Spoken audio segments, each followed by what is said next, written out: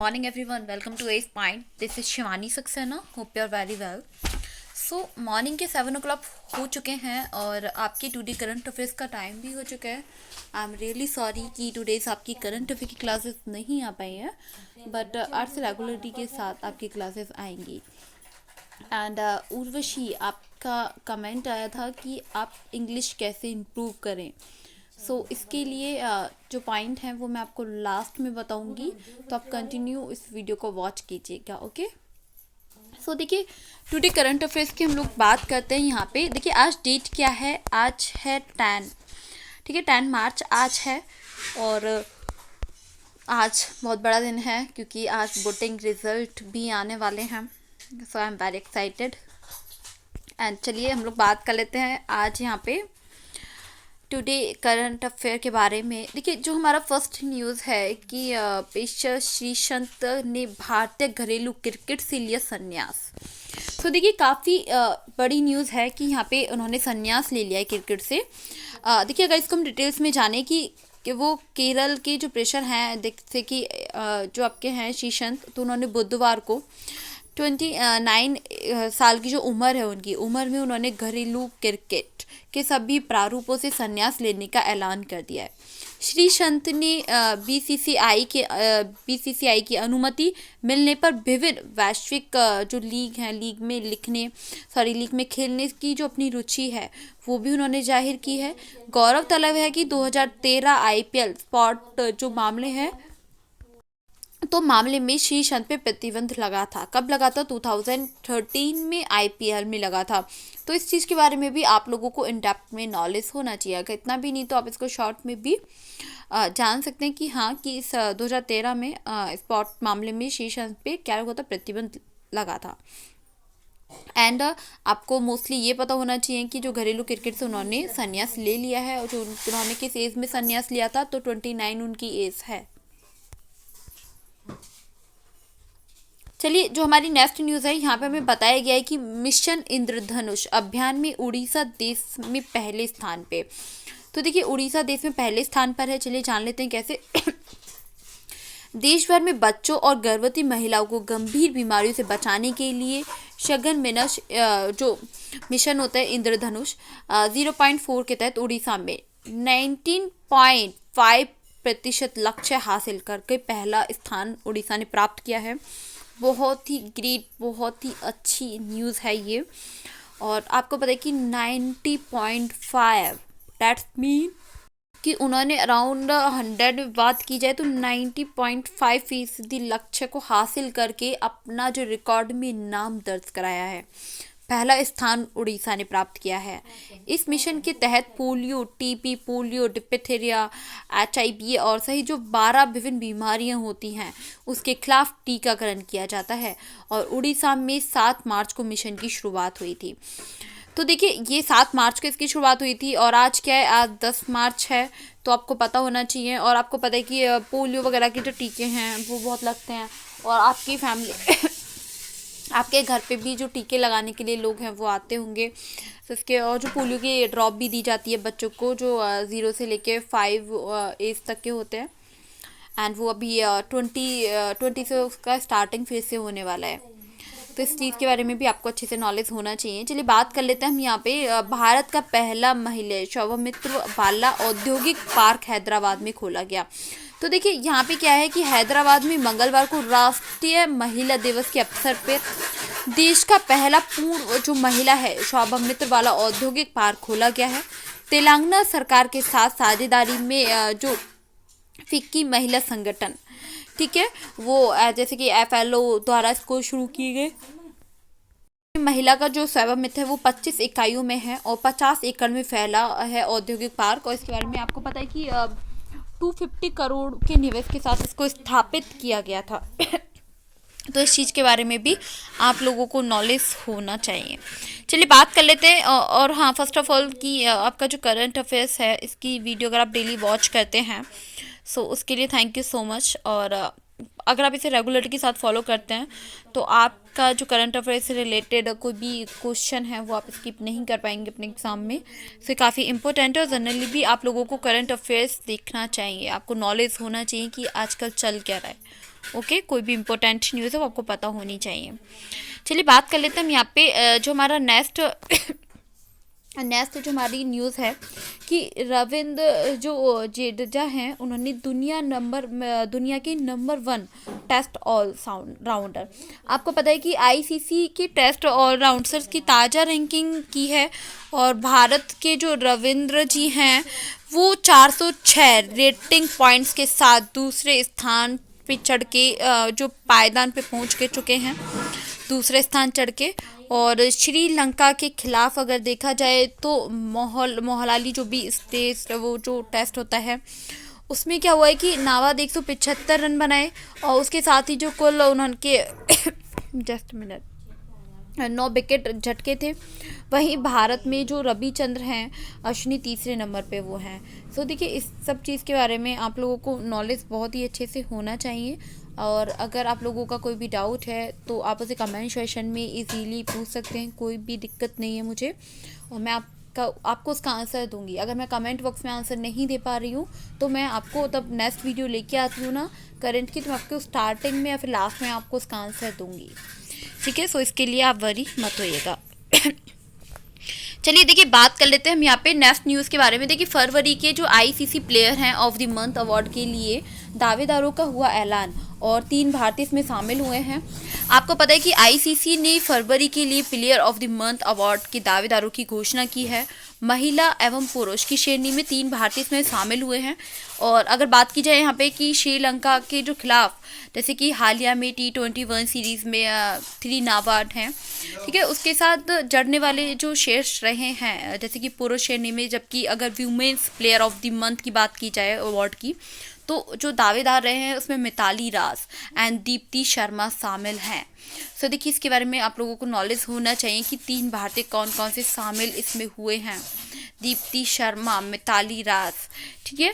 तो इसके जो आपकी women's player of the month में अवार्ड में दावेदार रहे हैं। चलिए बात कर लेते हैं हम यहाँ पे नेक्स्ट न्यूज़ के बारे में। देखिए नेक्स्ट न्यूज़ आपको क्या बताती है कि क्या है एमसीसी द्वारा घोषित क्रिकेट के नए नियम। आपको पता है आईसीसी द्वारा घोषित क्रिकेट के जो नए नियम है, बॉल पे थूक लगाना प्रतिबंध होगा। दैट्स मीन कि जो मार्किंग होता है ना कि अनुचित जो खेल होते हैं, खेलों की जो श्रेणी होती है, खेलों की श्रेणी से हट के रन आउट मिलाया गया है। और अगर बात की जाए यहाँ पे कि अगर कोई खिलाड़ी कैच आउट होता है तो उसको बल्लेबाज के साइड बदलने के बावजूद नया बल्लेबाज ही अगली गेंद खेलेगा, ठीक है। सो ये इसके न्यू रूल्स आए हैं जो हर किसी को फॉलो करने होंगे, ठीक है, गेम में। और आपको ये भी पता होगा कि जो वाइड गेंद है इस आधार पे तय होगी बल्लेबाजी कहाँ खड़ा है, ठीक है। तो इसके बारे में आप लोगों को नॉलेज होना चाहिए, जो भी रूल्स न्यू आए हैं उसके बारे में आप काफ़ी नॉलेज आप लोगों को होना चाहिए। अगर आप लोगों का कोई भी डाउट रहता है इस न्यूज़ को लेके तो आप मुझसे इजीली कमेंट बॉक्स में उसको क्लियर कर सकते हैं, नो इशू। चलिए बात कर लेते हैं हम यहाँ पे नेक्स्ट न्यूज़ की।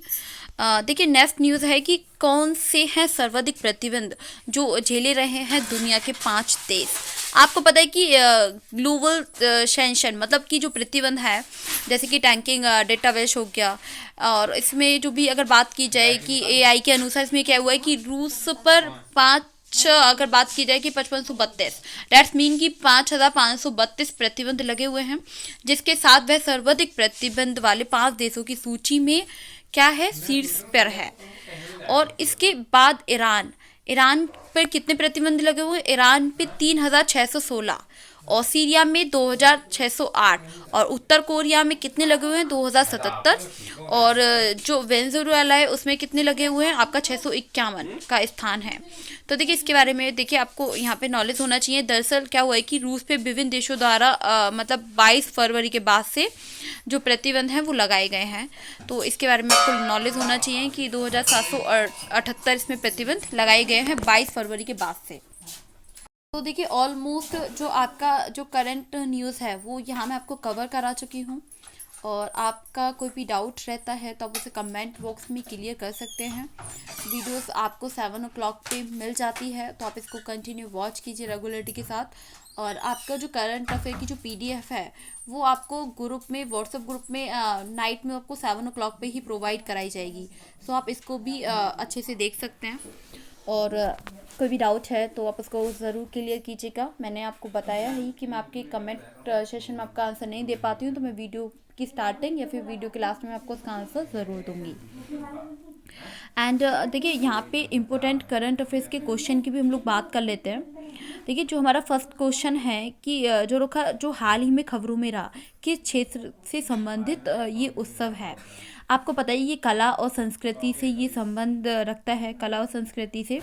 आपको पता है कि सांस्कृतिक मंत्रालय और कपड़ा मंत्रालय संयुक्त रूप से भारतीय हस्तशिल्प और हथकरघा जो कला होता है ना, कला और संस्कृति में झरोखा जो संग्रह है उसमें आयोजन कर रहे हैं। और झरोखा जो भी पारंपरिक भारतीय हस्तशिल्प कला संस्कृति का ये उत्सव है, पूरे देश में मतलब 13 राज्य और केंद्र शासित प्रदेशों में 16 स्थान पे ये आयोजित किया जाएगा। और इस उत्सव के तहत क्या होगा कि पहला कार्यक्रम भोपाल मध्य प्रदेश में आयोजित किया जा रहा है।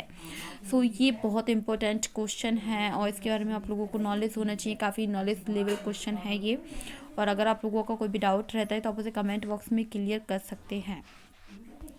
चलिए देखिए नेक्स्ट क्वेश्चन की हम लोग बात कर लेते हैं। देखिए यहाँ पे क्या है कि हाल ही में खबरों में रहा टैलेंट स्ट्रक्चर किस सेक्टर से जुड़ा हुआ है, तो ये कृषि से शुरू है, ठीक है, एग्रीकल्चर से जो जुड़ा हुआ है। देखिए सतत खेती, इसमें क्या होता है कि एक भाग के रूप में मतलब भूमि की 4 स्तंभ होते हैं, जैसे कि बांस के खंभे और रस्सियों का उपयोग करके कि टैलेस स्ट्रक्चर तैयार किया जाता है। क्योंकि पौधे विशेष रूप से लताएं और जो टैलेस स्ट्रक्चर लंबवत रूप से विकसित होती है, और इसीलिए जो तने हैं, जो फूल हैं, फूल और मतलब जैसे कि फूल हो गए, फलों के जो सड़ने की जो संभावना है वो बहुत ज़्यादा कम होती है, ठीक है। तो हम यहाँ पे ये बोल सकते हैं। और इस प्रणाली में उड़ीसा की कई जो आदिवासी गांव हैं, गांव में इसका जो परिणाम है काफ़ी अच्छा रिजल्ट वहाँ से मिला है, ठीक है। जो फूल है मतलब तने फूल और जो पौधे वगैरह होते हैं ना तो काफ़ी कम सड़े हैं वो वहाँ पे, और उस चीज़ का रिजल्ट काफ़ी बेटर मिला है उड़ीसा के कई आदिवासी जो गाँव रहे हैं। तो इस चीज़ के बारे में आपको नॉलेज होना चाहिए। और अगर आप लोगों का कोई भी डाउट है सो इस क्वेश्चन को लेके आप उसे कमेंट बॉक्स में क्लियर कर सकते हैं। एंड आप लोगों का करंट और करंट अफेयर से रिलेटेड क्वेश्चन 2 कंप्लीट हुए हैं और 3 क्वेश्चन आज रह गए हैं, उसके लिए आप उसको PDF में वॉच कर लेना। चलिए कोई नहीं, पता है मेरे को बीच बीच में थोड़ा प्रॉब्लम हो रहा है, मतलब खांसी टाइप से हो रहा है, तो इसलिए थोड़ा बोल नहीं पा रही हूँ। चलिए कोई नहीं, चलिए कोई नहीं, मैं कोशिश करती हूँ। हाँ तो देखिए जो हमारा नेक्स्ट क्वेश्चन है 3rd, तो इसमें है केरवा। आपको पता है केरवा नामक उपजाऊ जो जड़ौल मिट्टी के निरपेक्ष निरक्षेप मतलब किस राज्य संघ राज्य क्षेत्र में पाए जाते हैं, तो इसका आंसर होगा जम्मू और कश्मीर। आपको पता है कि कश्मीर घाटी की जो अत्यधिक उपजाऊ जड़ौल मिट्टी को क्या कहा जाता है, केरवा उसको कहा जाता है। ये पठार 13,000 से लेकर 18,000 मीटर की मोटी जो जड़ौल मिट्टी होती है ना, जैसे कि तलछट इत्यादि से बने होते हैं। और ये केसर बादाम सेब जो नकदी फसल होती हैं, नकदी फसल आप काफ़ी अच्छे से जानते हैं फसलों के बारे में, खेती के लिए आदर्श स्थान है ये। और ये हाल ही में खबरों में देखा गया है क्योंकि विकास के नाम पे केरवा को नष्ट किया जा रहा है। सो ये न्यूज़ आपको अच्छे से अगर आपने इसको देखा हो तो इसके बारे में आप लोगों को नॉलेज होगी। और ये क्वेश्चन काफ़ी इंपॉर्टेंट है और क्वेश्चन काफ़ी इंटरेस्टिंग और काफ़ी अच्छा क्वेश्चन ये है। सो जान के काफ़ी अच्छा लगेगा आप लोगों को। और कोई भी डाउट है इससे भी रिलेटेड आप उसको कमेंट बॉक्स में क्लियर कर सकते हैं। आपको पता है कि इसमें मंत्रालय से शुरू की गई जो समर्थ पहल की जो उद्देश्य क्या रहा है।